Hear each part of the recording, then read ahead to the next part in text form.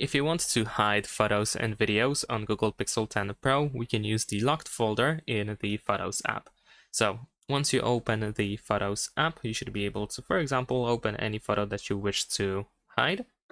Now we can tap on Add To at the bottom of the screen, and then we have locked folder option. Over here, press Continue, confirm that you want to move, and there we go.